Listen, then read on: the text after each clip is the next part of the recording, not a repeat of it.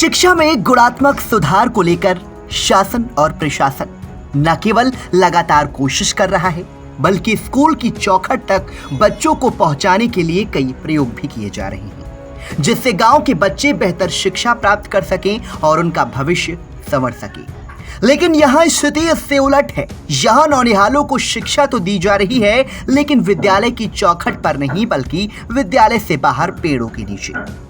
ये हाल है सीतापुर के ब्लॉक पिसावा के अंतर्गत डुड़ावल प्राथमिक विद्यालय का।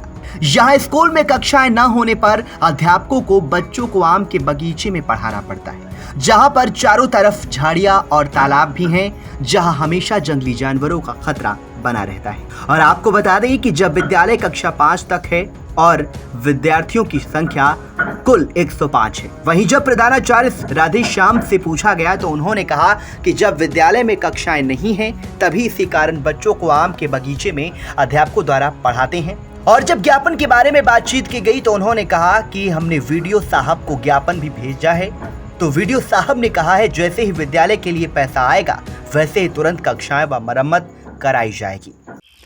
हमारा विद्यालय जो मूल भवन था हमारा जर्जर था, जो सरकार द्वारा निष्प्रयोज घोषित होने के बाद उसका मूल्यांकन होके वो तोड़ दिया गया था। उसके बाद एक अतिरिक्त कक्षा कक्ष हमारे पास केवल बचा है। हमारे 108 बच्चे नामांकित हैं, जिससे वहाँ पे एक कमरे में सब बच्चों को बैठाना संभव नहीं है। और धूप रहती है इस टाइम, ठंडक में तो चलिए बैठा लेते हैं, तो इस वजह से यहीं पे हम लोग बैठा लेते हैं, यहीं पे पढ़ाते हैं। बाकी जब सरकार से पैसा आएगा तो बिल्डिंग बन जाएगी, उसके बाद हम लोग।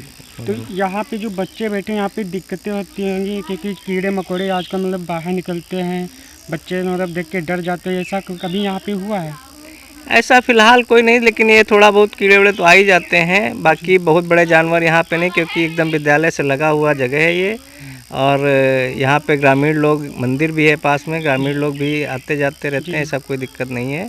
लेकिन ये कभी कभार तो एक आध कीड़ा उड़ा आ जाता है, या खुला जानवर एक आध आ जाते हैं। बच्चे की जानकारी के अनुसार भी बच्चा एक बता रहा था कि यहाँ पे अभी एक जीव आया था, जिसका जो बिच खोपड़ा कुछ बोला जाता है, तो बच्चे देख के डर गए। उस पर क्या कहना चाहेंगे?